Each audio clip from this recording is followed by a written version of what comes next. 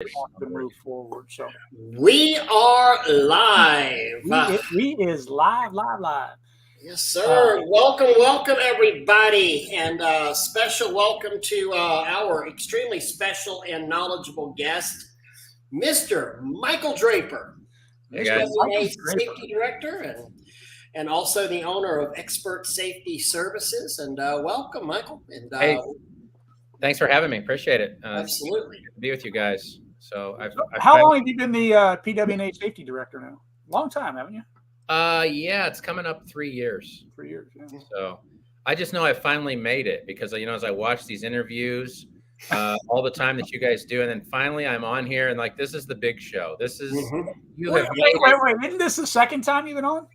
It is. Is it? Yes. That's how big it is. I forgot the first time. Right. That's right. That's how memorable we are, Doug. Yeah.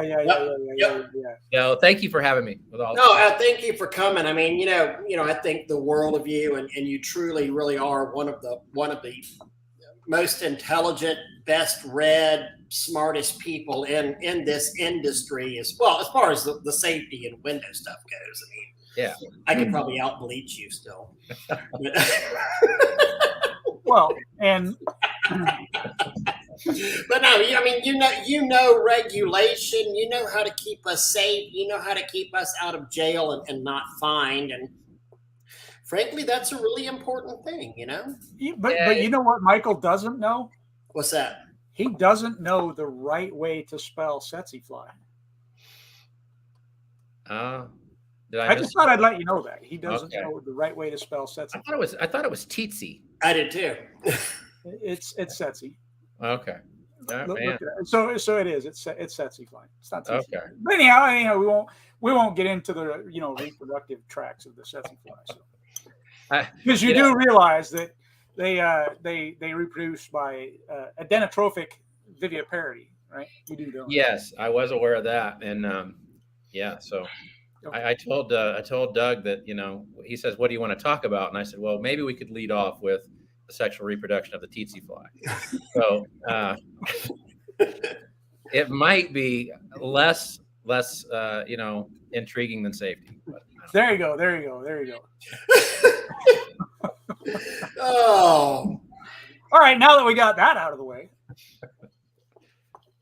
What were we talking about? Something about safety, I think it was. Something about safety. This is the official derail. yeah. Good night. Hold on one second. I gotta. Good night, buddy. I love you. Say wave to everybody. Man. Say good night, buddy. All right. See ya. Bye. All right. So yeah, I can get his last bit in there. Oh Lordy. So we're talking about, that whole safety gig, that OSHA, whatever, safety. And I want to get into that, a little bit more in the meat of this thing. But Michael, tell people also what you do. And I mean, and obviously you work with a not-for-profit PWNA, and you have kind of gotten their education back in line. You have the OSHA class there at PWNA, but let's talk about your role at Expert Safety Services and what that does as well. Yeah, so the PWNA, the PWNA is multifaceted because really, my official title there is Compliance and Safety Director. And, with that, it's really three faceted. It's DOT, EPA, and OSHA. So the three, authorities having jurisdiction, you're trying to look at what we do and then trying to make sure that what we do and what we're teaching is fitting in with those, AJ or HJs that are putting out, document and compliantary things. So, with Expert, Expert is really a safety consulting company. We built a pretty neat safety system software with an app, and it allows companies to run their own safety program if they want. But kind of where that morphed is we started dealing with bigger and bigger companies, and the big companies wanted us to come in and consult. Several of them wanted us to be their safety director. Right. And so, yeah, we're doing a lot of consulting now with larger companies, basically running their safety program. But we get into everything with expert. I always say we get in from the engineered components. We do a lot of fall protection, anchor, load testing with engineers. We get into the equipment of, guys doing RDS, rope descent work over the building, suspended scaffolding, and aerial lift, and then the equipment, and then actually the training of those guys in any one of those components. So I always say we deal with the engineered component all the way down to the guy, all the way down to the pavement, all the way to scraping them up off the pavement, right? Yeah, everything in between, and then when we're scraping them up, we get to get in on that too. That the OSHA inquiry and on the OSHA inquiry of why you're really from a cradle literally to the grave. Yeah, we might tagline that. Yeah, from the cradle to the grave. Yeah, we ought to have like a little coiled up piece of rope coming out of the dirt. Yes. And I want to just as a personal experience. I mean, and I've known you for quite a while and think so highly of you, but I referred a good friend who's become a good friend of yours as well, Daniel Howerton. I don't think Daniel at all would mind, using his name here. And the care and the concern that you showed Daniel in teaching him and helping him through, because he literally, you trained him in rope descent, and then you still helped him get equipment. Whenever I helped Daniel with a job last year and did some consulting work on there, I know you did as well. And I was on the washing equipment side of the consulting. You were on the safety side. You helped him, get the rolling rooftop rig. You were very instrumental in this job that was a $50,000+ job for him, and you were there. He was. Daniel was. These types of situations sometimes make me cringe, because if a person's just to give the background, Daniel calls me up and Ray's sent him to me, and Daniel wants to learn how to jump off a building, right? He's going to wash jumping off the building. So yeah, at first these things make me cringe, because if you are somebody that likes to fly by the seat of your pants, this can get dangerous really quick. Right. And that would probably fit into the category of most people in this industry. Yeah, it could. Yeah. So, for me, it doesn't do my reputation any good to have somebody come train with me and then go get in an accident. Right. Draper lost another one. Exactly. Right now we have a pretty good track record. We want to keep it that way, right? So what you're saying is that you're coming out with a new product called the Draper Scraper. Yeah. And I will say Scott Torsis was there too. Yes, Scott, absolutely. Yes. So, but yeah, he was an individual that did want to listen, and he did want to do things right. Right. And so he was a good case study. He was able to learn that. He's able to take on some jobs, that nobody else can. Nobody else could figure out how to wash at that height on a couple different buildings that we had. And so, yeah, he was able to put himself in a unique position. So, yeah, and I think most of our customers that we deal with, especially in the RDS world, once they go through training, I just tell them all the time, just consider me a resource. You're going to get out there. If you come train with me for a couple days or whatever, we're going to show you the basics. We're going to show you how to do it. You're going to be able to jump off a building, but you don't know everything, and you're going to run into some situations that you're just not going to be familiar with. So get me on the horn. Use me as a resource that way. Absolutely. And that's kind of the important thing. That's one of the things that I think, if I can say, Ray and I pride ourselves on. It's in a lot of the people that we bring on here, that we interview, or that we recommend, that we give referrals to, are people that aren't a one and done, give me your money and never talk to you again kind of people. It's always people that follow, whether it's like let's say you had 20 employees, but you had the employees to allow the person that you've trained to then follow up with, kind of a thing. And that's what I think is the best part of this, is that it's not just, hey, here it is, spend your money and go. It's the follow up, and it's the ability to give you a call, basically. Yeah, it really is. And I'm just a big advocate too, is even with safety is not a one and done thing. No. safety is a continual thought process and education process all through. Well, and let's talk about the process on that, Michael, because I think this is where a lot of guys, you know, on the very mild, the light OSHA training that I've done, I think one of the things that so many, first off, who needs to follow OSHA guidelines? Start there. Okay. Well, so the main answer, I think, what the contractors are looking for is this: if you have employees and you send employees out, you've now entered into what I call the employer-employee relationship, right? And those people absolutely are under OSHA. As soon as you take on that responsibility to send employees out to do work, then you have triggered what we would call OSHA. Yeah, I hear all the time. Oh, well, I don't have more than 4 employees. I don't need OSHA. Okay, no. Our state regulation says I don't need OSHA. Right. You're thinking about workers' comp. If you have 4 or more in Florida, you don't have to have, or 4 less than 4 in Florida, you don't have to have workers' comp. But if you have that employer-employee relationship, they need to be following the OSHA guidelines, correct? Absolutely, and they can be cited if they're not.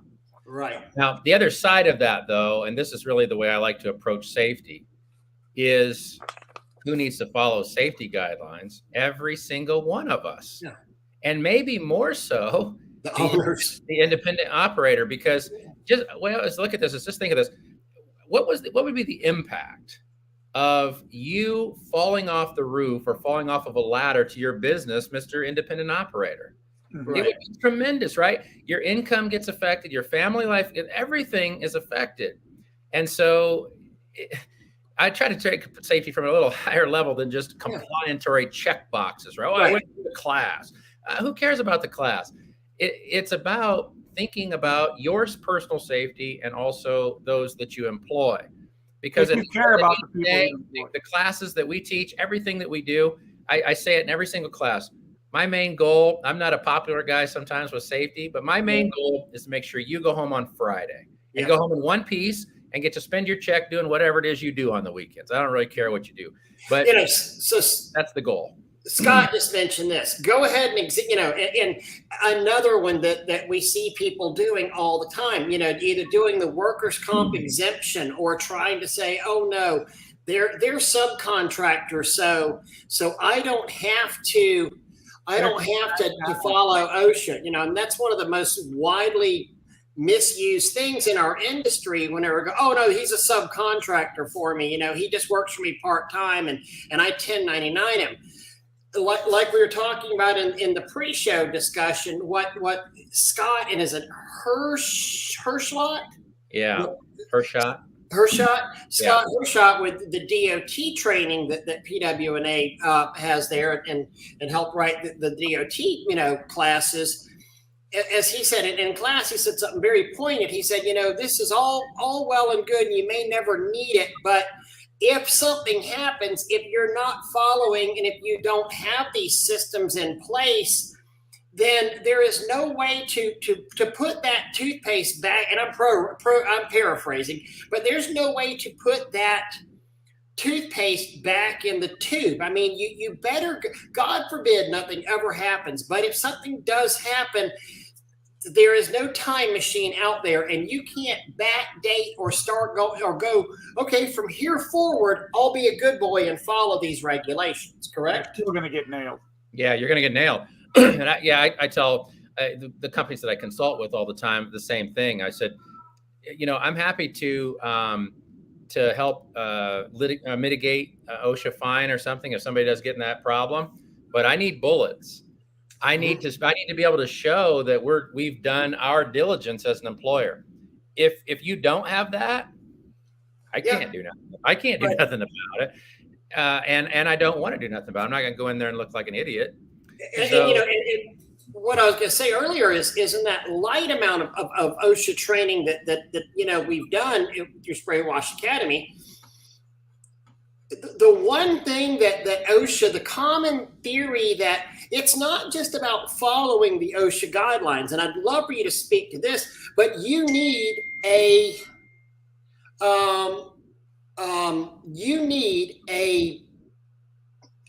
training, you need a program in place. It's not good enough to hand somebody a pair of safety glasses and say, here. It's not good enough to hand somebody a respirator and say, here.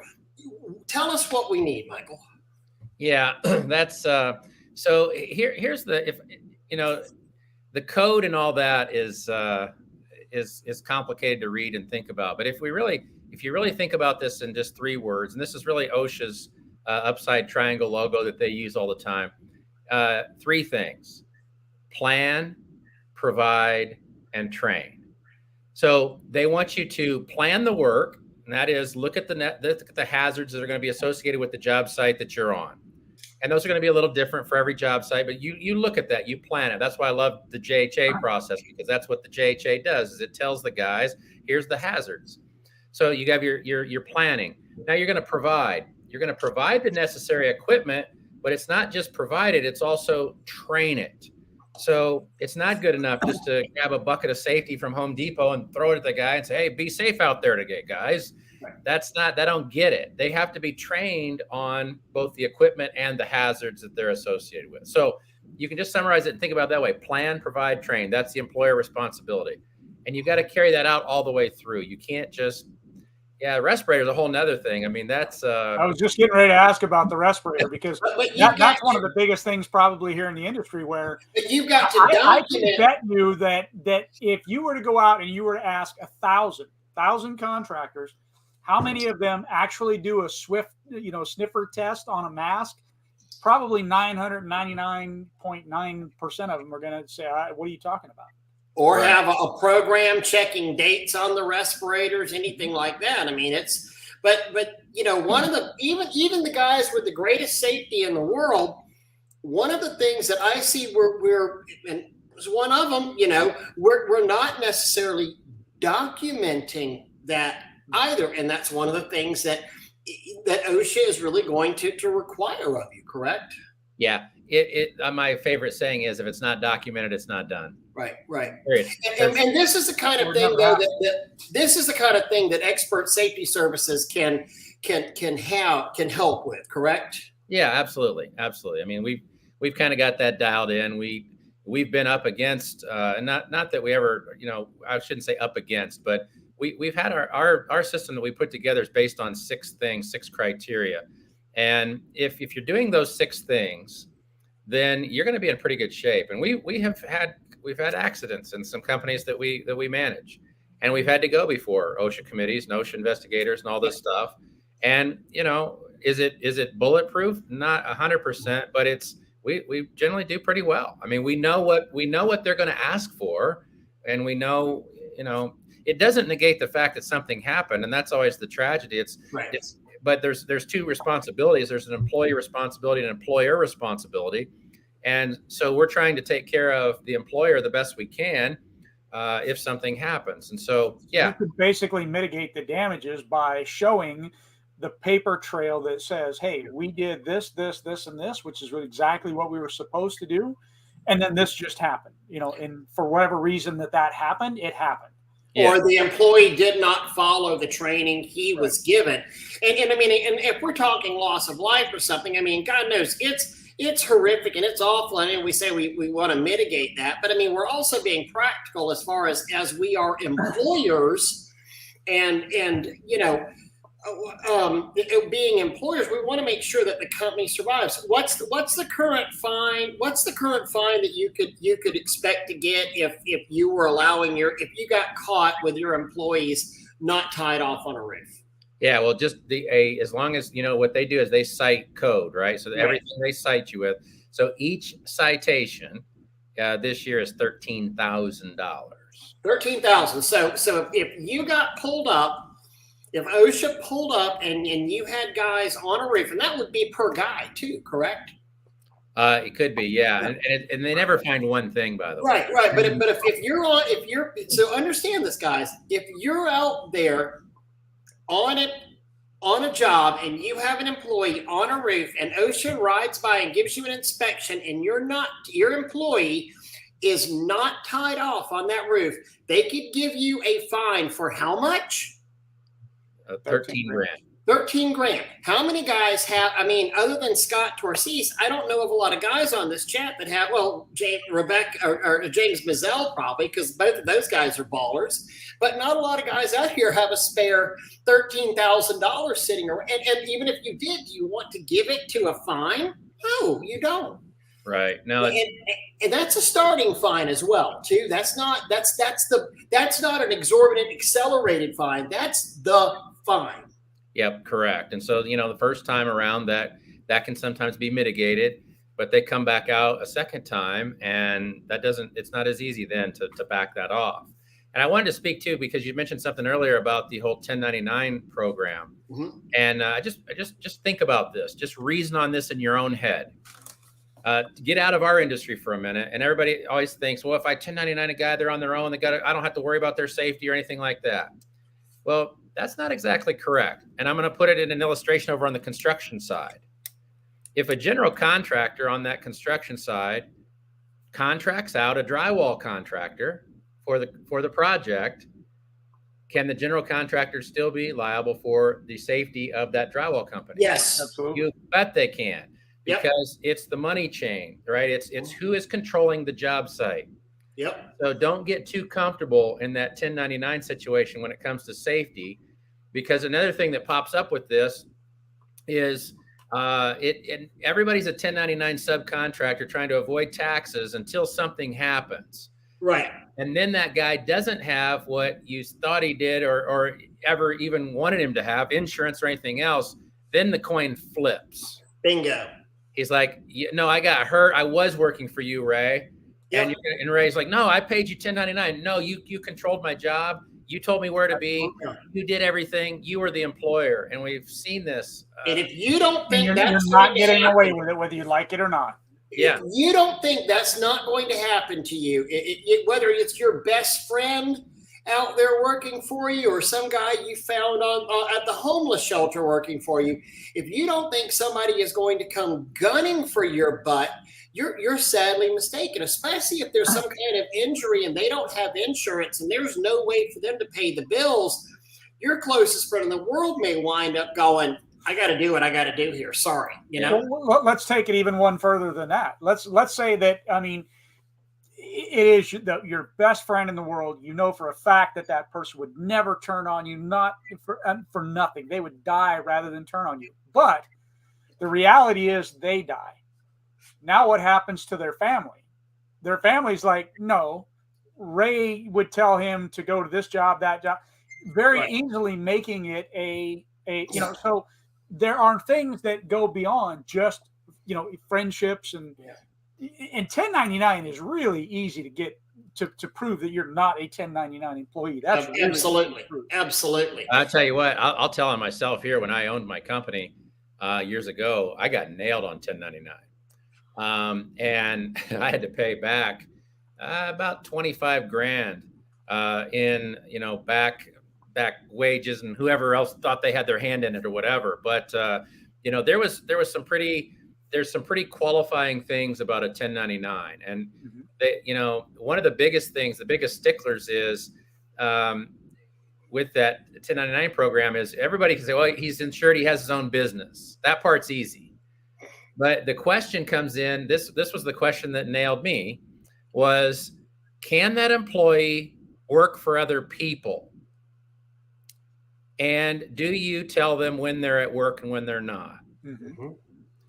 And when you answer, no, they can't work for other people, or you say, no, I told them to be there at 7, guess what? And do they use their own tools is another one, I don't know of anybody who's 1099ing guys and saying, oh, no, he's using my truck. But he's driving your truck and using your pressure washer. Yep.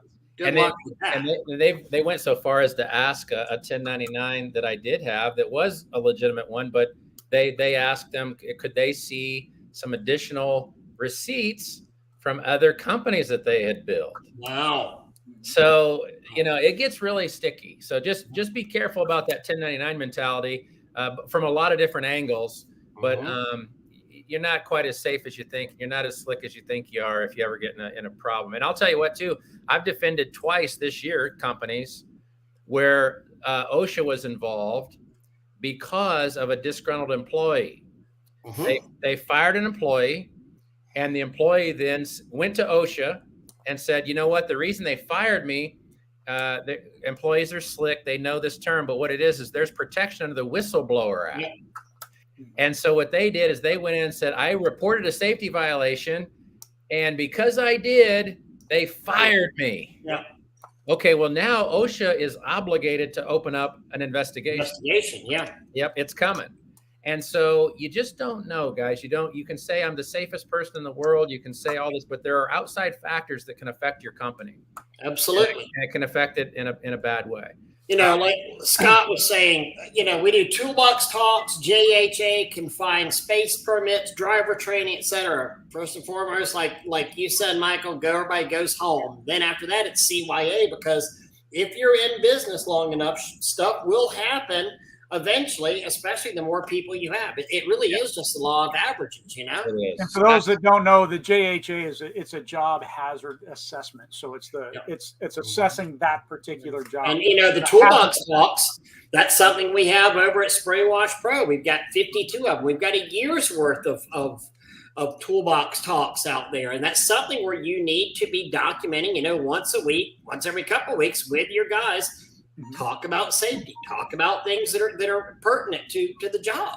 Absolutely. And actually, it's how we, when these two cases that I was dealt with this year, that's the way we actually, we had the employee had signed off on a JHA. And in our program that we run, there's a QR code. So you scan it with your phone. It says, have you reviewed the JHA for the job today? And they had hit yes. And so when it come up, I was like, well, it's funny that they're saying we don't have a safety program. We're not safe, because here's the weekly safety meetings that this person had done. I have it all documented right here in our app. And then also I've got where they signed off on a JHA that morning. So it's going to be hard for me to say we're not doing our job as an employer, because, and OSHA's seen right through it. They're like, yeah, this is a disgruntled employee, Right. If you don't have that, like Scott says, you don't have it. And Scott's program there is probably light years ahead of most guys out there. Yeah. But if you don't have it, it's not documented, it's not done. Yeah, again, and let me play the devil's advocate on the thing, and let me go this direction and say, well, why should I worry about it? First of all, because how often am I going to be faced with something from OSHA or the DOT or even the EPA? That's never going to happen. There's 10 million contractors out there, and there's only a small group of them. Why should I care? Why would I worry about that? Yeah, that's a valid point, and I do get called the doomsday guy a lot, and I am somewhat. I'm trying to plan for, risk management is really what it's about, right? My first priority is not compliantary; it's safety of the worker. So are we getting our guys home safe on Friday? That's the first thing. I don't care if you followed any OSHA guidelines or whatever, but we need to get them home. So that applies to everybody. The second piece of it is, yes, statistically, you may not. However, the impact of when it does far outweighs the inconvenience of doing it. If you get hit, and we have seen, I've been involved the last couple of years with contractors that were hit on a residential site, because I hear this bogus all the time on Facebook groups. Oh, they don't care unless you got killed or you get hurt. Bull crap. No, that's absolutely wrong. Dealt with fines where OSHA, there wasn't looking for you contractors. They're looking for roofers, residential roofers. And then they found you. But they found you because you were on the other side of the corner. When they drove by, your company didn't have fall protection on, so they're more than happy to stop and cite you. Nope, there's no deaths, no injuries in those cases. They just showed up and wrote them. And, you know, they could show up at any given time in the world. I mean, that's what you don't, you know. Now, there's chances that, like, if you're working around a large construction site, or let's say you're working on a hospital, the great example that, you know, happened to us, we're working on a hospital that has a major construction wing getting added on. Yep. And we're still over there during the weeknights and weekends working on other areas of it. I guarantee you there are OSHA inspectors there at that major construction project, and you can just be collateral damage while they're bored. I love to tell the story of the time that you know, my guys were out at the Holiday Inn washing it, and you know, the fellas came out and showed his credentials to my crew leader, and he says, "Hey, Bob Johnson, OSHA administration. And just wanted to say that we watched you guys setting up this morning and really appreciate your attention to detail." And Travis was like, "Wow, you know, thank you very much." And he's calling me and saying, "Oh my God, you won't believe what just happened to me. I mean, OSHA just came and, you know," but the OSHA guys kind of looked around. Something good. It wasn't an official inspection. They said, "You know, you guys are really tight, and I just hope you're still tight at 3:30 whenever we return to the hotel, you know, and knock off for the day." And I'm like, "Well, looks like we'll be out of the job about 3 o'clock today, because I don't want to, you know, risk that and have him coming back and, you know, getting that opportunity." But so we're washing a hotel. We're just happens to be OSHA inspectors staying there. Mm-hmm. That's kind of the important part, though, when you look at. So first, let me back up to one thing. And when I was saying about, you know, there's 10 million contractors, why should we care?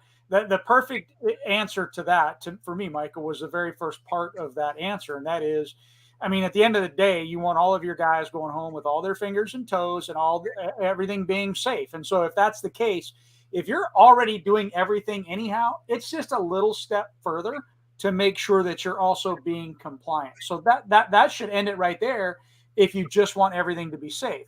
And then on the second side of it, if you're looking at growing into the commercial realm and doing commercial things and doing big commercial jobs, especially, just like Ray is saying, when it comes to some of these jobs, there's already going to be somebody dealing with that site. Okay, if it's a hospital, they're adding a wing, you know OSHA is going to be involved.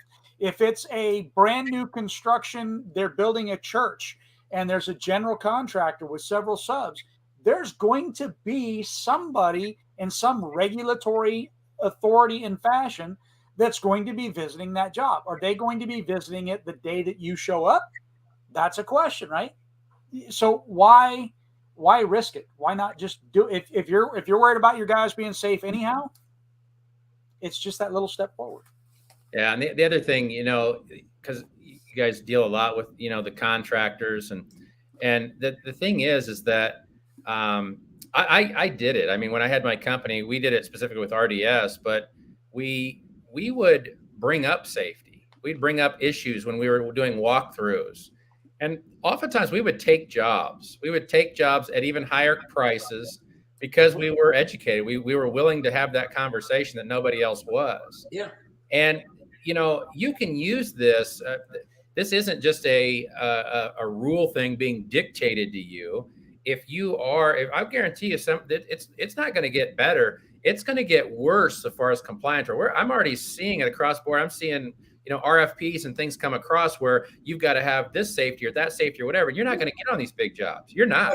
Absolutely. Michael J. Ovens actually was bringing that up earlier, where, I mean, if you're going to be getting into, you need to have, right? And like you're saying, the RFPs, they're starting to, I mean, and they've actually been doing that for a long time, where they'll state, you must do X, Y, and Z. You must have this in place. And sometimes they want to see your SDS sheets, and they want to see your safety protocols and those kinds of things. And sometimes if you put them in there, even if they don't want to see them, you've just outsold your competition because you have addressed it, like Michael was saying. And let's talk, and just tipped area said, hey, safety is a selling tool. And 100% it is. And Michael, let's talk about this. So we've got the OSHA at Spray Wash Pro. We have an OSHA class that's done by Expert Safety Services, and that gives you which OSHA recognized training. Yeah, so that is a training that what we did is, I'm sure everybody's heard it, and I get this question all the time because we named it OSHA 1910, kind of to cause confusion. Right. But you've heard of OSHA 10, OSHA 30 classes. Right. Anybody that sat through them knows that they are very generalized, and you will talk about everything from acetylene torches to fall protection in those classes. It's just a high overview of everything. I don't believe in that. So what I believe in is when we're training an employee, training is concise and specific to what we're doing. So what I did with that class is I took the 5 or 6, I can't remember now, major subparts of OSHA 1910 that we're under as the authority having jurisdiction. And I said, let's dig deep in this. This is actually what these guys do, right? We don't have to talk about acetylene torches. How many of you guys are using torches? None. So why are we talking about it? So that's what we did. We took a narrow and deep approach to that. I will say that almost everywhere that I've had to put our 1910 up against a requisition from a contractor that said, hey, I want OSHA 10 for everybody, we've got it passed. You know, so the contractors wrote me a letter, said, hey, can you tell them what this thing is? And I compassed it, and I said, here's what the work is going to be done on the scope of work. Here's the safety that these guys have taken, and it's been accepted every single time. We've never had it denied. Excellent. And we can find those several places. You can actually, if you want to support us, you can take it at spraywashpro.com. And I think, you know, and it's something that literally everybody should have. And if you start referencing this OSHA on your bids and on your RFPs, it's amazing what things, you know, good things can happen. I mean, what Scott's saying right here, as one customer has an entire organization for auditing their contractors from OSHA 309 logs that they report quarterly, safety programs that get submitted, insurance, and several more items. They get a grade, and if you don't have an A, you're in trouble. You're out of there. Yep. You're out of there. And guys, too, just even on I noticed there was a post on, I think it was on Spray Wash Academy. I don't monitor them, and I honestly don't get involved in the debates. And I got tired of educating books because everybody on Facebook is a lot more intelligent than me. So I just got tired of arguing. So, anyway, but here's one thing that did come up, and actually Florida, in the state of Florida, there's some precedents being set right now in a lawsuit. But I seen one person that there was an accident, somebody got hurt, and they said, you know, if you don't have work comp, just go ahead and turn that in on the homeowner's insurance. I saw that. That advice is a little wiggy. I was actually surprised to see that in Spray Wash Academy. But anyway, here's the thing. Here's how you contractors that are listening. How one little point that you could use to sell safety. Now, probably most of your contractors they're not on these larger commercial jobs. They're doing residences. But here's one way that you can sell safety. And that precedent in Florida is being set. There's a lawsuit right now about whether or not the homeowner's insurance can be sued or whatever if there wasn't work comp in place. And right now, it looks like they can. So here's a great way to sell this. This is a great way for your JHA to be done. So if you're doing your walk around and you get called out for that estimate, and you walk around and you're, hey, Susie Johnson, we've walked around. Here's going to be the scope of work. We're going to do this. We're going to do this. We're going to do this. And oh, by the way, here's the price for that. But here's also what we call a JHA, a job hazard analysis. And what this is we've identified all the hazards that are on your job site. We're trying to be an OSHA compliant company, and I don't want your homeowner's insurance affected. Wow, look what you just did. Now, if somebody comes behind you and they're getting 3 bids like they always do, right? And they're not prepared, they don't have that laid out. Guess who's going to win?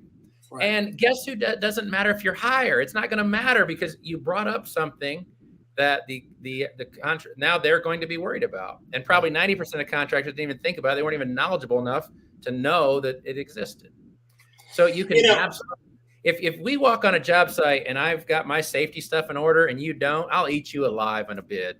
Yeah, absolutely. It's funny because that's exactly the way that's exactly the way I looked at, and when I bid jobs, I bid it on, you know, the whole aspect of the cleaning and the safety of the cleaning and the safety of the not just the guys, but the plants and the, you know, the harsh chemicals that were, you know, I bring up all of the potential problems of what can go wrong and, you know, what's normal to go wrong and, you know, bring up all those negative things. And that's what sold jobs for me.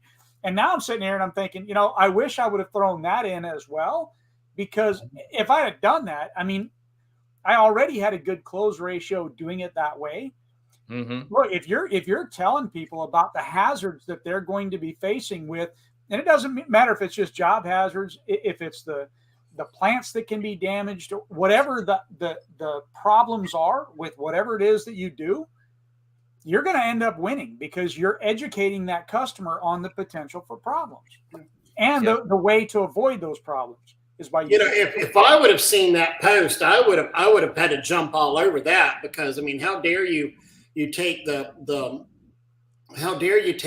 homeowners, you know, the homeowner should not have to worry about the contract that the contractor not having, you know, I mean, first off, if your employees are going, you know, in Florida, if you've gotten the workers' comp exemption on there, that basically, I think, is saying that you're giving up kind of your right to go after the homeowner, because Florida is exempting you from the right or the need to go and get the workers' comp insurance because you're so small. But I think that also says that you're not supposed to go after the homeowner at that point.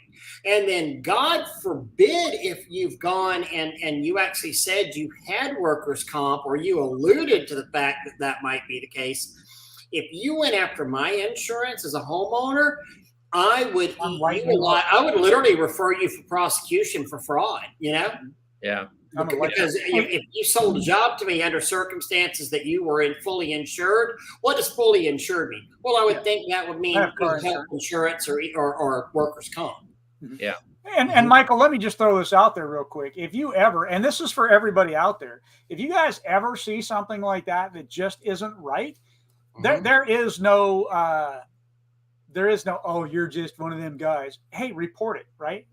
Yeah. Nobody knows we need to know about things like something that other than us as admins and moderators, and especially coming through. I mean, if it's, I don't want to say that you're going to hold a higher status, but you are. I mean, you know, if you ever see something like that, because there's no way for us to keep up with all of the posts and everything that's out there. And we hold ourselves to a higher standard at Spray Wash Academy. We like to think it's one of the, you know, better forums out there. And in fact, that's why we don't have 20,000, 30,000. Yeah, and you know, this is one of the things that pisses me off so bad about this industry, because I'm looking at our viewer count tonight, and you know, I went, because you know you're the guest out here, I went and shared this thing to about 7 or 8 different places, and some places, frankly, that could really use it. I mean, because I see some of the biggest dodo questions, and you know, we said things like, okay, OSHA, understanding OSHA training tonight, you know, at 8 o'clock. You gave them, you know, a couple of hours notice on there.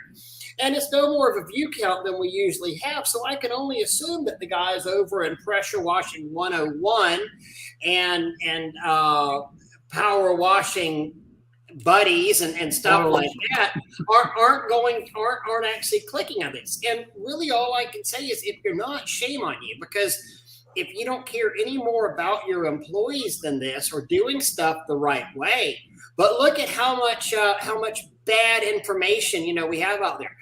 Michael, tell me, what is the what's that OSHA exemption to where if I'm only on the roof for like a short period of time, I don't have to rope off? Yeah, I think it's like 5 minutes or 15 minutes. Is it 5 or 15? Yeah, and it's, if you know, if you're not look, yeah, there is no exemption for being on that roof, and I've heard everything, you know, from, well, it's the pitch matters and this matters and da da da.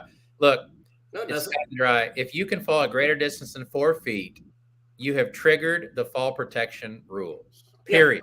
Yeah. All right. Residential, commercial, doesn't matter.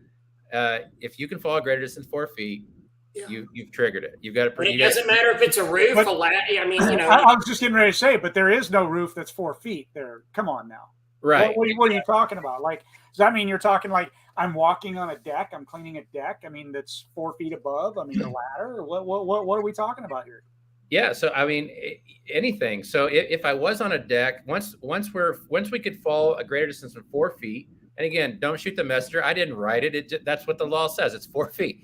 But you have three choices: a guardrail system. So on a deck, you're probably going to be protected by a guardrail, right? If you're up in the air, so you're protected. You're good. But if that was an open deck and you had an employee that could fall 4 feet off that deck, then yes, you've triggered the fall protection rule. So you have guardrail, safety net, which is never going to be used in our world of it's like bridge work underneath bridge, and then fall protection system, right? A harness and tie off system. So it's let me take you in on that one, because somebody sent me a video. This has been probably not very long ago, 3 or 4 weeks ago. Another contractor had done a promo video. And so this contractor sent me the video and said, "Hey, man, what are your thoughts on this video?" And I thought, well, I would pull that video down immediately. That's not a promo video. And the reason is this was on a large hotel. I'm going to say it was a hotel, 10 stories, whatever. And they were running surface cleaners on the roof. Well, the roof didn't have a parapet wall. So, I mean, it did. It had some areas, but there were a lot of just open areas where there were drop-offs. Okay. So back when, and rules may have changed, so forgive me if I get it wrong, but it used to be that you could actually walk right up to the edge of the roof with no safety gear on whatsoever, but you had to have a barrier, which didn't have to be anything that could stop anything. It could be just tape. And it had to be, I think it was 3 foot back. And then you had to have a safety monitor watching you do whatever it was that you were doing. Okay. So maybe that's changed. I don't know. But at the end of the day, there had to be something that was a safety aspect for you. And this video showed, it was a great video. They used a drone, all that kind of fun stuff. But they're surface cleaning up to the edge and all that with no safety, no nothing, whatever. I think you just lost a bunch of jobs, honestly. If I'm Googling your company because you've given me a bid, as a commercial operator, I'm not hiring you because of that promo video that you've done. That's correct. There's a question that you have here, and this comes up a lot. I see it in forums get debated: 4 foot or 6 foot. So the answer is 4 feet. Now, where that 6 foot comes from is the 6 foot is the construction industry standard. OSHA 1910, which is the general industry standard, has used 4 feet. We hope OSHA someday gets their mind made up and makes them the same, right? But you would be cited as a pressure washer, soft washer, whatever little contractor here. You would be cited under 1910. So it's 4 feet. And Dougie, you bring up a great point. I mean, look, there's some misconstrued conceptions about flat roofs and things that's setting up a designated area, but you have an obligation. Designated area means somebody can't go out there, they can't fall, they can't, and it's really more for a flat roof situation. A low pit, low slope. Low slope roof is the way OSHA describes it. But that's also, and correct me if I'm wrong, but that's also for construction industry as well. So isn't that like one exemption for construction industry? The designated area will fall under 1910 as well. Now, the safety monitor, that is a construction industry. That's 1926-502. So that now 1910 says if nothing else can be done, if there's no other means, please defer to 1926-502. So you go read that, and it says everything exactly the same as 1910, only it says safety monitor. It introduces a safety monitor. But I'll tell you, we've trained some companies that we've talked about safety monitors in that training, and they didn't just say, "Oh, we're just going to use a safety monitor all the time." That's what our protocol is. We're using a safety monitor. Well, they got popped on it. Mm-hmm. And there's nothing else that can be done. Yeah, nothing else that can be done. And let's face it, most of the time there probably is. We're trying to skate, right? We're trying to not do. But the biggest place that it makes sense on a safety monitor, because the way that it reads is, if it would me say this right. If it's not feasible or creates a greater hazard, that's the exact verbiage. Right. You could use a safety monitor. Generally, where a safety monitor is applicable is when you have two roofs. You have a roof up here, and I'm trying to get my camera angle right, and then you have another roof down here. So if I have two roofs, like a porch roof, that porch roof, it's going to be very difficult to set a fall protection system because I'd have to go to a greater height in order to set it. So therefore, it's not feasible, or it creates a greater hazard because I have to go to a greater height. But if you're at the same level, if you go to the pitch of a roof on anywhere like this, it was feasible because you're already at the highest height. Right. It wasn't at the highest height if you have a lower roof level generally. That's a great way of explaining that, where you're saying that going to a higher height, if you have to go to a higher height in order to set that safety system up, then that would be the reason for not having that safety stuff in place. But again, you should still have that somehow documented that this is the reason that we didn't do that.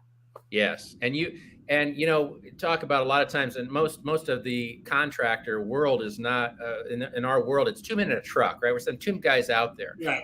So if there's not necessarily what we would call or define a qualified person on every job site. And so what you just explained, Doug, is exactly right. And if you have somebody intelligent enough on site that can explain all that and go toe to toe with a guy, great. But most of you don't. Yeah. But most of you don't. And there's another question here about the height of most accidents. This one was this last one I was involved with. We had a company that had a guy fall. He was in the hospital for 40 days. He was in rehab after that for several weeks.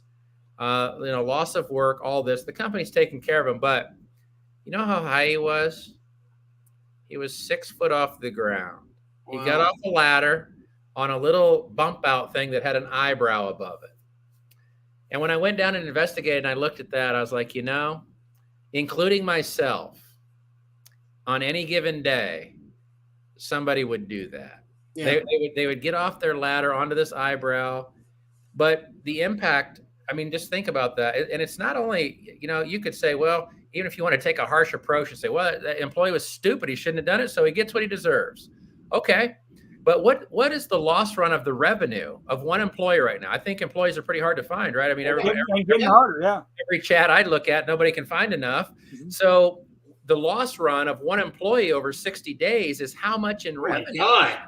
If your average crew is sitting there, that could be $50,000, $60,000, of lost revenue right there. Yeah. Of just lost revenue, not including fines and insurance and all that good stuff. That's because that's $30,000 a month for if that guy now doesn't have anybody to be with his second on there, and so the helper's now out of work. It's awful. Yep. So, and that kind of ties into this. What heights the most accidents happen? Those last 2 steps of the ladder are going to get you. And I love this one. If you could speak to this for a minute, I'd appreciate it. But what are the safety measures for spraying a roof from a ladder? Could you talk about that? So anytime you can, stay on your ladder. Because 1910 under the ladder provision says that it does not apply to a mobile ladder. Mm-hmm. So you hear guys say, and they'll confuse this because I just said earlier that if you could fall a greater distance than 4 feet, you have to be in fall protection. Right. Except if you're on a ladder. Right. All right. You don't have to have fall protection on a ladder until you're over 24 foot on a fixed building or fixed ladder on a building. So stay on your ladders. Yeah. And the thing that you want to think about on the ladder is the, what they call 3 points of contact, right? And so you're allowed to work from your ladder. So if you go to the top and you get stationed in and you're on your ladder, you can work with your hands and all that stuff. That's not what 3 points of contact means. 3 points of contact means ascension and descension of the ladder. Mm-hmm. All right. And in actuality, it's funny because that's just a coined phrase. If anybody can go in and find 3 points of contact in 1910 or 1926, those words, 3 points of contact, right? Let me know. Yeah. I'll have something special for you if you find it, but I know it's not. That actually brings up a very good question for me, and that is, I had that with my insurance carrier where they wanted to see how it was that we cleaned a roof without getting on the roof. Okay. And so we sent them pictures, and 2 pictures in particular. One was a picture with an extension ladder. The extension ladder had the stabilizer on it. It was set at the right angle, all that kind of stuff. And the guy was up there and he was spraying, and we did have the 3 points of contact. He had his 2 feet, he had his hand holding the ladder, and he was spraying with his other hand. Okay. Then we had another one that was on and I believe it was a step ladder, but it was a tall one. So I want to say it was a 12-foot step ladder. It was either 10 or 12. Anyhow, guy was up there, proper height, holding on to the ladder and spraying from the ladder. And the insurance guy came back and said, "Look, we don't want to see any of that. That you can't do any of that. We don't that's all not safe." And so we're like, okay, do you mind explaining? And they really didn't didn't want to get into it. It was all more of a way of them trying to get out of the insurance side of it. But how could we have defended against that? You might not have been able to. And here's the bottom line. Insurance companies don't like ladders. Period. Mm-hmm. Period. So it really, and they're, no, this happened in England years ago. I mean, they kind of banned ladders. That's why you had the water-fed poles and everything. Right. So prevalent over there. And right now, no one's going to get on, your politicians, whoever, aren't going to get on TV and say ban ladders. But the reality is that the way the insurance restrictions are starting to take place, ladders are considered a bad omen for insurance companies. And so they didn't like ladders, period, in that case. And you probably weren't going to defend that. One of the things that I'm sitting here looking at too, Michael. So top 10 most frequently cited construction violations from OSHA. And now this is dating back to 2016. It's the last that I found the data for. So the top 10, number 1 is duty to have fall protection. Number 2 is scaffolding. Number 3 is ladders. Number 4 is fall protection training. Number 5 is eye and face protection. Number 6 is general health and safety. Number 7 is head protection. Number 8 is aerial lift. Number 9 is fall protection systems, criteria, and practices. Number 10 is excavations. So really, if you think about this, is something the average pressure washing company would deal with 8 of those 10. I'm going to say not scaffolding and not excavations. So 8 of the top 10 are something that we deal with on almost a daily basis. Yep, absolutely. And it's been that way. Those don't change that much. I've monitored those for years, and they don't change that much. It's not like, oh, this year it's respirator. No, it stays in that 8 categories almost every year. Right. Without fail. Without fail. Mm-hmm. So, you could ask me what are going to be the top 10 in 2023, and I can about tell you what they're going to be. Yeah. They've been that way for years. Yeah. So we need to also make sure we have a documented PPE, any of our PPE. That needs to be documented as well, correct? I mean, for OSHA standards, because it's not good enough just to give PPE to our employees. We need to document that we've trained them. Yep, trained them, and so they sign off on the fact that they've been trained. You keep that in their employee file, and then that's again, we in our program we try to cover this multiple times. Because we want to be able to show that we're doing it multiple times. So if it's a fall protection incident, well, we're going to say, well, you know what?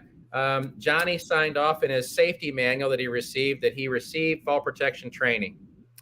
JOni took the ladder safety class and the fall protection class. JOni signed off on the JHA. JOni did a pre-work inspection on his harness that day. So we can start to see, oh, JOni's got a problem because the employer has done what they're supposed to do in this case. Right. And that's really what we're trying to do. Not that we want to pit anybody against each other when an accident happens. It's terrible, but we want to be, we want to make sure as employers we've done our diligence. We've done what we're supposed to do. Well, how deep should that actually go? And let me qualify that. So safety equipment or your PPE. So I give you a set of gloves because we're spraying bleach. Do I need to show you how to put them on? Safety glasses. Do I need to tell you or show you or have something in place that says when you should be wearing them? Respirator, all those kinds of things. So the respirator would be an easy one to say, theoretically. But what about, do I have to teach you how to put safety glasses on? Do I have to teach you how to put gloves on? That kind of thing, the very basics of it. Yeah, I would hope not, right? I mean, a person should be able to know how to put glasses on. That's pretty self-explanatory. Mm-hmm. But I've seen, I did a training one time where it was all ops managers. We pulled all the ops managers in a company in North Carolina. We threw them harnesses and said, put them on. Every one of them struggled. They couldn't put them on. It wasn't timely at the very least.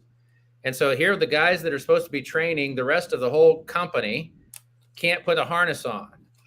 So there are certain respirators, definitely. I mean, that one, they're supposed to be fitted for the respirator. Right. I would think a harness is the same way. We need to fit the person. We need to make sure that they understand they're sized. So we need to make sure that the sizing is right and the adjustments are right and they know how to put it on. Safety glasses, don't get too crazy, but definitely. And that's where I was going with that. Yeah. There is no standard, let's say, on where the line is at. Could you create sort of a line, or is that just not possible? It's just really, because that glasses, gloves, common sense kind of thing, but common sense doesn't seem to be as common as it used to be. It's on the diminish, Doug. Yeah. Yeah. I still remember my conversation that I had when years ago. We wrote a safety course, just kind of a little thing when we were running around doing it with a lot of power wash stores, and I was confused about some of the stuff, and so I called my deputy director over in Jacksonville for OSHA, because I think Florida has 3 OSHA offices, Miami, Tampa, Jacksonville, I believe. There might be one. There may be a 4th in Pensacola, but I was just talking to him, and he a very nice guy, and I said, just help me out with some of this, and he said, honestly, if I wanted to, I could literally spend the rest of my days just going out and harassing power washing companies, because you guys are some of the absolute, worst of not following directions. He said, I see it all the time. I see you guys out there, in Crocs and flip-flops and pressure washing, sidewalks. And it's like amazing that more you guys don't, aren't toeless than you are. And then I said, well, I laughed and I said, yeah, but I'm not that guy. I'm soft washing. And this was 6 years ago. And he's like, oh, don't even get me started with the soft washing. How many of you guys actually wear respirators? How many of you guys are, you're still out there in shorts and you're allowing chemical exposure to your skin? And he goes, it's the soft washing is honestly just as bad, because y'all aren't following any of the chemicals. He's like, in general, y'all aren't following the chemical exposure requirements on that. He said, if you really wanted to go letter of the law, you should be in a complete white Tyvek suit with full body, and a respirator on that. Yeah. I told this one before, but go ahead, Michael. To answer your question directly, Doug, here's the way I would preface this. If the manufacturer has called for an inspection of the product, then you probably should get a sign-off from the employee. So generally, safety glasses do not require an inspection of the product. A hard hat does, though. A hard hat or a helmet does require an inspection, pre-work inspection of use. A harness does, a lanyard does. So that would be an easy way to kind of think about it as a rule, is if the manufacturer is requiring inspection, pre-work inspection, or some interval of inspection by a qualified person, I'd probably have an employee sign off on it. And quite honestly, even the hard hat side of it, I mean, I personally have seen lots of guys that don't know how to put a hard hat on correctly, and they don't know how to adjust, and they don't know how to. I could see it, even though you'd think, okay, well, that's a pretty standard thing to know how to do. So yeah. Now one of my big drives right now in the window cleaning RDS world is helmets. And there's so many documented cases of not only the fall, because everybody always jokes, oh, if I fall, what's that helmet going to do? Yeah. It's not the fall, dumb. It's if you take a swing. Yes, your noggin. Yeah, there's a guy in North Carolina that took, and it happens more than this, but just this one was a peregrine falcon hit him in the back of the head at 250 feet in the air. And if he wouldn't have had his helmet on, the talons would have ripped his head apart. Yeah. So, I've been kind of on this campaign. I've been trying to reward guys I see on Facebook or social media that's posting with their helmets on, and just hashtag no helmet, no professional. And if you're working at height, and you're not wearing a helmet, no helmet, no professional. That's just, no, 100%. I mean, every time I ever went over on the helmets, because it's amazing, because I mean, you're dealing with the force of gravity, and you're especially if you're window cleaning and you're trying to go from window to window, side to side, it's really easy to lose control and get cracking noggin on the side of the building. I've actually been surprised on the window cleaning side that there's not and maybe there is, I just don't know, and the guys don't follow it, but that there's not any requirement, I guess, for all of their equipment to be tied off to them. Meaning that anything that you drop becomes a projectile going downward. Oh no, there's a requirement for that. You see guys all the time. I mean, they're on there, and they're just.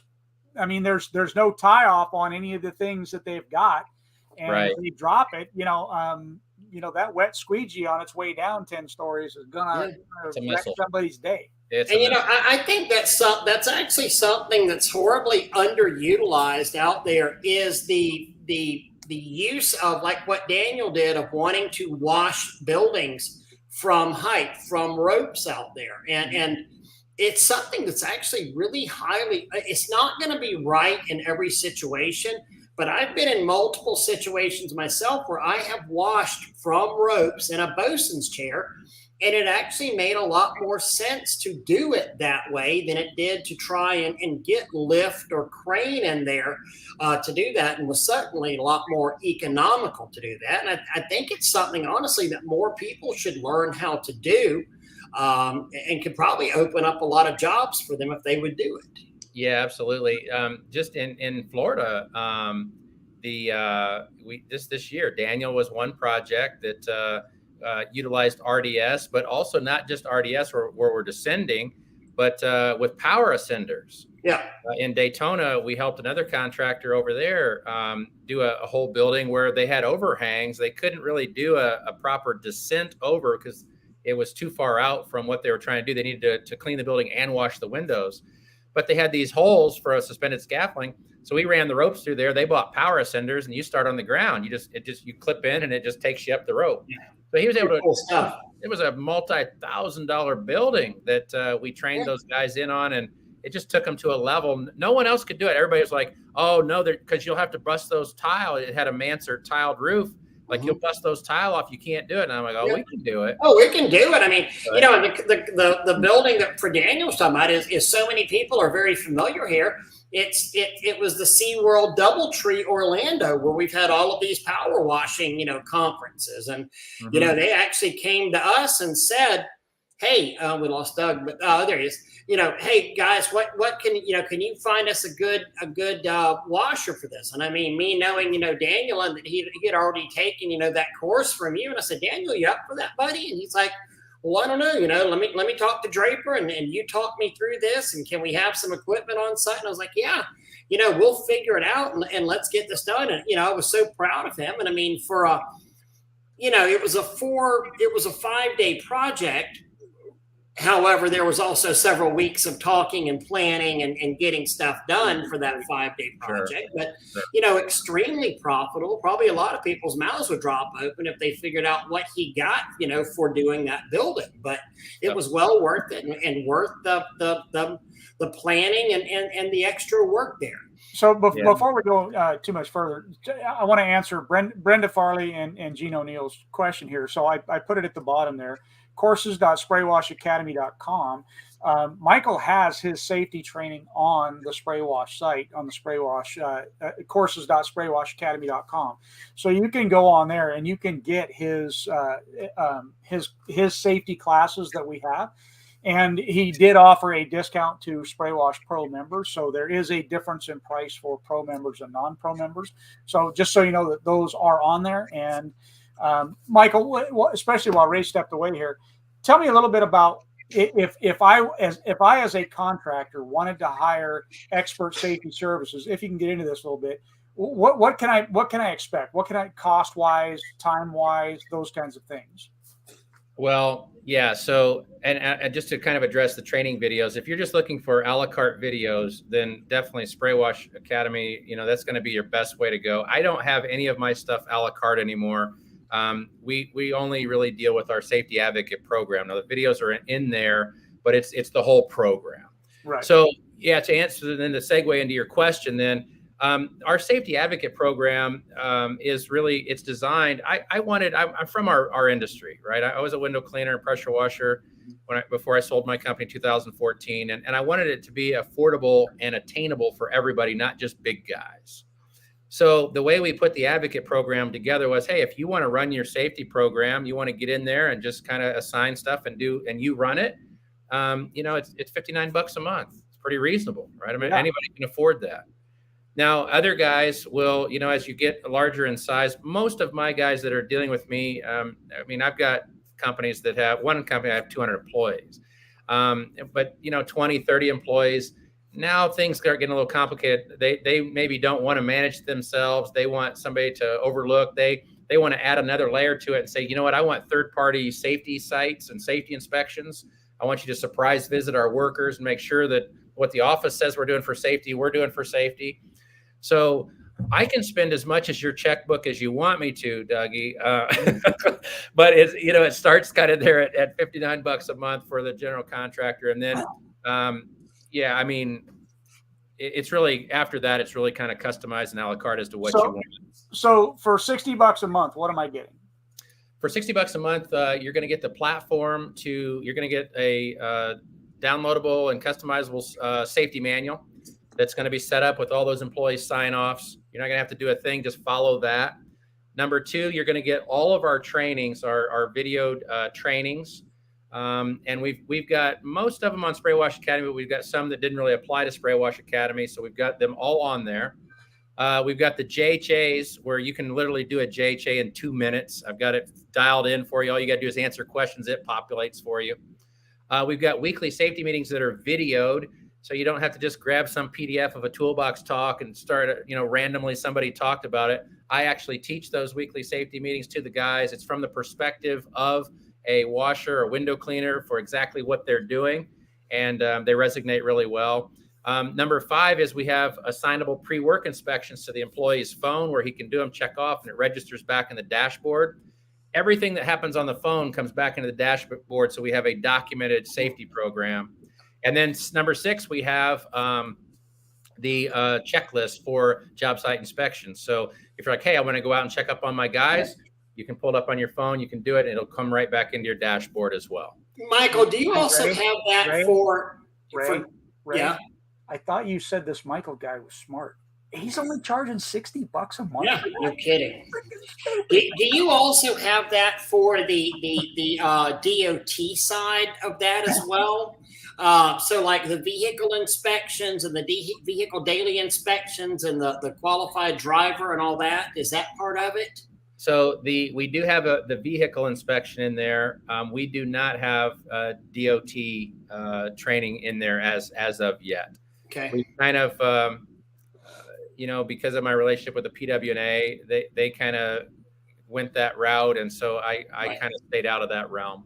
10-4. Well, I was just going to say a company that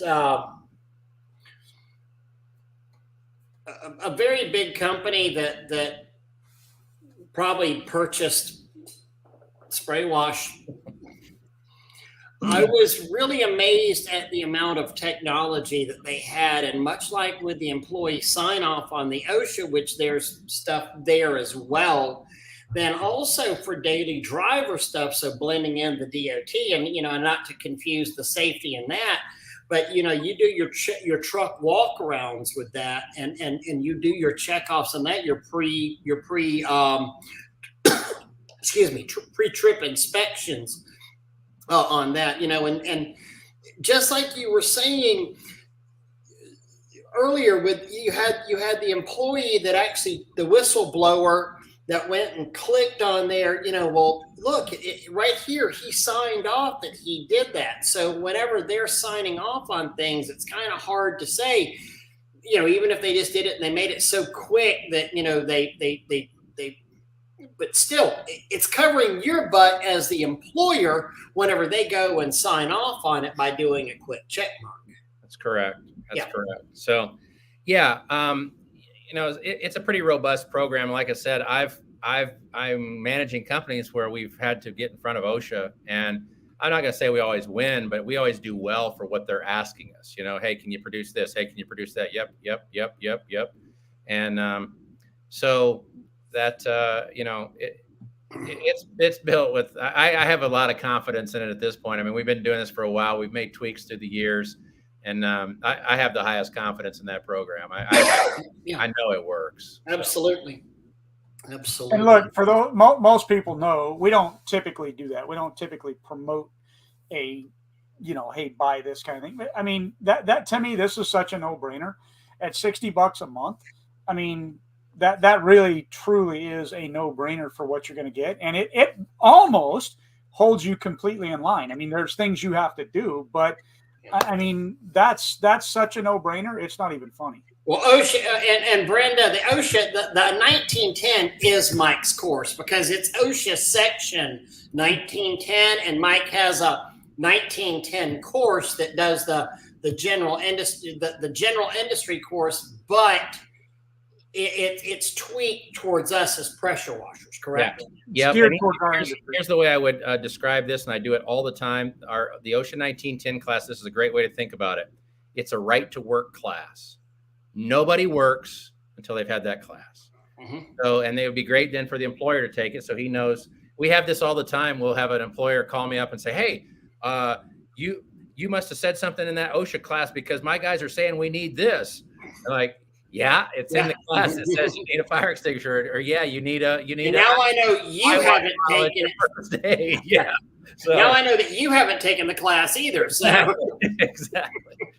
So yeah, and yeah, look, I didn't come on here to promote my program, but the other thing is that I'm a pretty fair guy. I don't believe in contracts. You don't like us, leave us. Right. Just I don't care. We created it as a service. I don't make the majority of my money off of the subscription based on that. We make it on consulting with larger companies. But I wanted smaller contractors to have access to the same thing that big companies did. So you can run the heck out of your safety program as a small guy, and it doesn't cost you, you're not outweighed so far as the price is concerned. So Brad, there's the link you'll follow. SafetyServices.com. Yeah. And I think there's a link there that says become an advocate. And that's what you're clicking on. Become an advocate. Become an advocate. That's how you get it for $59 a month. Correct.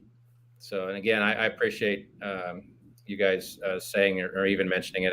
That wasn't the intent of coming on tonight. So right, and never is. Again, that's the reason we like having guys like you on, is because that's not the intention. The intention is to educate and help the contractor, right? Yeah. And so, and again, we don't do that very often, but I feel like that's one of them ones that it really just becomes a serious no-brainer. I mean, if I was running my company right now and Scott says I haven't given an estimate in 2 years, yeah, that's because, Scott, I'm smarter than you and moved on. No, Scott's yeah. Anyhow, I would definitely implement it because it's stupid simple to do.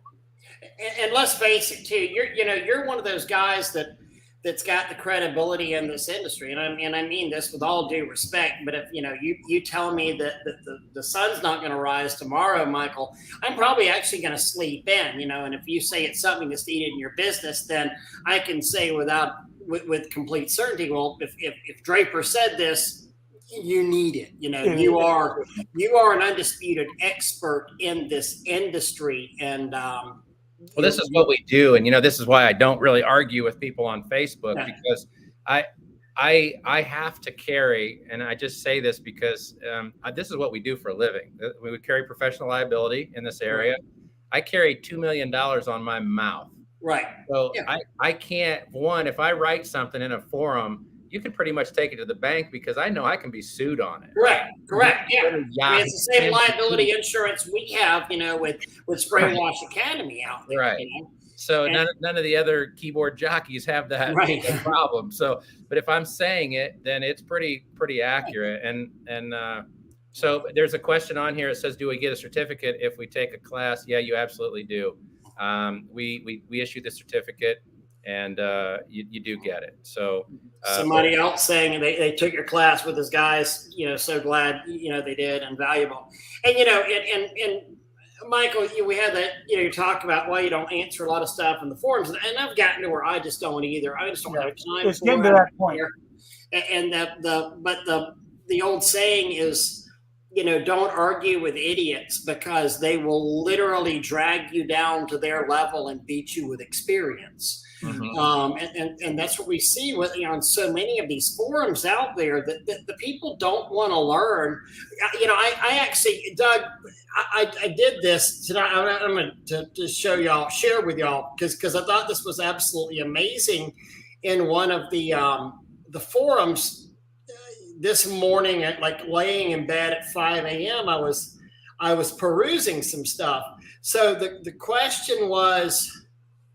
It was I'm pulling it up. So it was roofing tar on some siding that somebody tried to get off. Okay, and if you look at it, it's very clear that it's vinyl siding, and it's just a great example. Somebody said WD-40, it will come right off. Well, apparently that's what they used was WD-40, and that's what caused that big brown smear in the middle. Oh. Okay, was the answer to that. So somebody said WD-40, not you should try it, or I think. I mean, it was WD-40, that will come right off. He had absolutely no idea if it would or not, because then the original poster said, yeah, they tried that, and that's what caused the smear. Here's another one. You see that a lot. You see it a ton. I mean, it's like, the smart people have self-doubt, but the idiots are really, really, really sure of themselves. And I don't mean to call that person an idiot, but, here's one that says, ideally an insurance claim, the degreaser to remove the tar is messed up the paint. You're going to need to repaint that afterwards. It's vinyl siding. It's not painted. You don't typically paint vinyl siding on there, but there's several things. If I was you, repaint them. I would learn new things so my business can boom. You cannot take that out. It will damage it more. Just paint them. Again, it's vinyl siding. I mean, these people are giving, here's a great one. Okay. It will come off with gasoline. Because that's what you want people putting on the side of your house is a pump-up sprayer of gasoline and spraying it down. Isn't that what you would like to know as a whole? While smoking a cigarette, although a cigarette. I mean, nonetheless. And that's the information that people are getting on forums out there, and it's downright damn scary. Yeah. No, it is, and it's really. And the problem is that the one earnest guy, the guy that's really looking for the answer, he gets confused in all the stupidity, and so he can't even sort through. So I'm just, I'm not better than anybody, but I'm above all that. I'm not going to get into all that. If somebody has an honest question, I'll generally private message them and say, hey, here's where you can find it. Right. But I probably get tagged probably 50, 60 times a day on stuff, just tagging me into a chat. And I'm just like, hey, good job. Hey, my favorite is flip the pavers. Oil spill on pavers. Flip the pavers over. Brenda, I totally agree. How many times do I see that? Oh, you should flip the pavers. You obviously, if that's your answer, you have never really dealt with pavers before, because most every paver I have ever seen has a flat bottom and then a chamfered top with a sand line on there. The bottoms are not the same as the tops on pavers, on 95% of them. Yeah, that so question. Joe asks, how do I find out what falls under hazmat when transporting chems or such? So I'm not sure. I'll just answer it from my standpoint. I'm not sure if Spray Wash has a DOT class or anything as of yet. The PWNA has a pretty comprehensive DOT class that kind of lays that out. I'd suggest you get that. I don't profess to necessarily be. I definitely cruise through the DOT and also the EPA. Right. But I'm really more the professional on the OSHA and the safety lines than I am the other two. So and Joe, one of the best things you can do is to pull the SDS. The SDS on that if it's a regulated material or it falls under DOT, the SDS will state that it's either a regulated chemical or it's a non-regulated chemical on the safety data sheet. Yeah. Mm-hmm. Yeah, yep. Brenda, I'm totally with you. I love to give back. I think Michael has proven he likes to give back.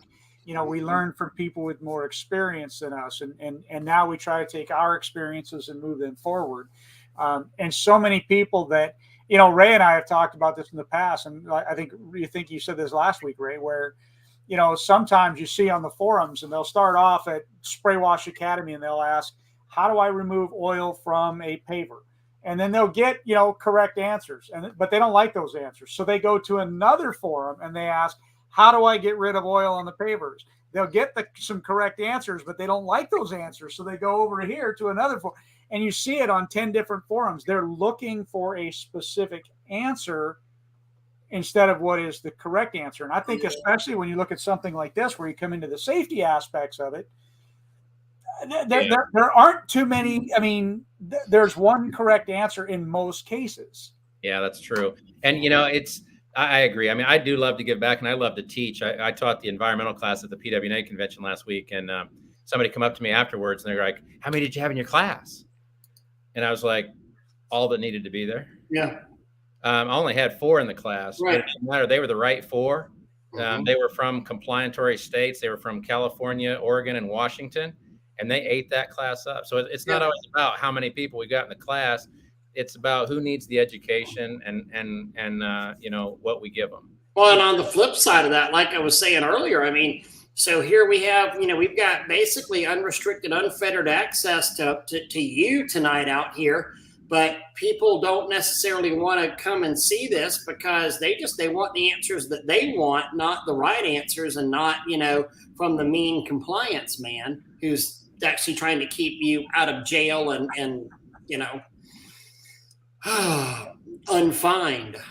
Yeah, and I don't like Michael because he said that anything over 4 feet and I need to be tied off. I mean, Michael is just 4 feet. He's mean. He's mean. He's mean that way. Well, because obviously he wrote the rules, right? Yeah. At the end of the day, you know, I try not to be a safety Nazi online. I see unsafe stuff every single day and post all the time.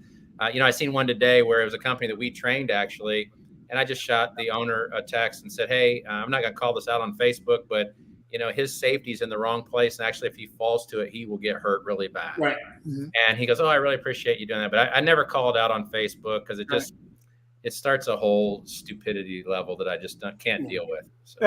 That's common. I mean, a lot of things that should be left off of Facebook, and people join in and make a comment that just shouldn't. Yeah. You know, especially on the negative side. But nothing but respect, Michael. Hey, thank you so much. You're just like Brenda's mom. Yeah. Well, Guy, anything we need to talk about in parting here? We've had you for an hour and a half, and I sure appreciate your time. Is there anything you'd like to leave the audience with? They need to know? Yep. One thing to just think about with fall protection. It doesn't matter how long you've been in the business. Gravity always works. True. That's my parting comment. Hey, you know what? Gravity. It's not just a good idea. It's the law.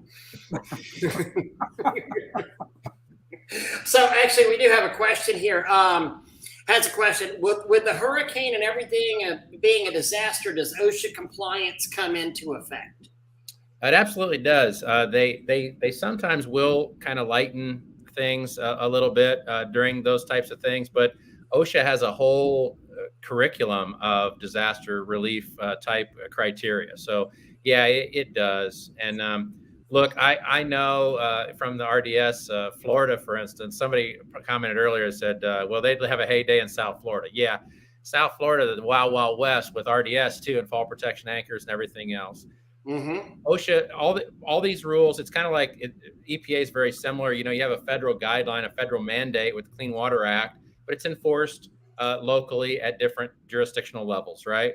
OSHA is no different. Most states are operating under the federal guidelines. Some have state-run programs. There's going to be compliance all varying all over the place. And so what we try to do is just look at the federal guidelines, say what are the parameters, and we try to govern ourselves accordingly to those. Yep.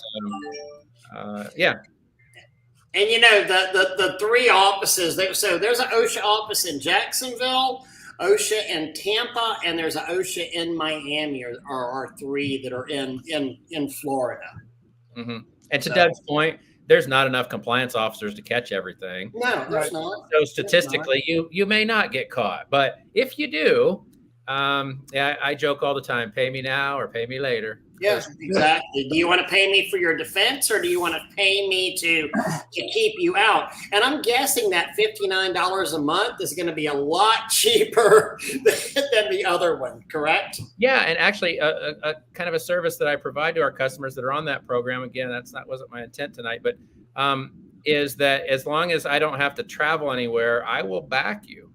I'll go through the initial inquiry and everything. If you get in an OSHA situation, up until if I have to go into a courtroom or I have to travel somewhere, then obviously we're going to talk about pricing. But I cover you. That's how confident I am in it. You know, use it. If you use the 6 things to the nth degree, I'll come in and say, hey, here's what they have. This is what they got. This is what they do. I'll produce the reports for you. No charge. That's awesome. Perfect. Can't beat that with a stick. That's a good one to end on. Well, Michael, thank you so much. We sure appreciate. And here's Gene is saying, anytime you're ever having I don't know why that's not showing, class free or paid, highly recommend sitting in. The more, the better. You know, I know we've all been to your classes at these conventions, and you're a pretty frequent, a fixture at most of these places. So I agree. Go to a Draper class. I guarantee you'll love courses.spraywashacademy.com, and he's got his classes on there. Yeah, it's easiest access to me right there. Just go and get it.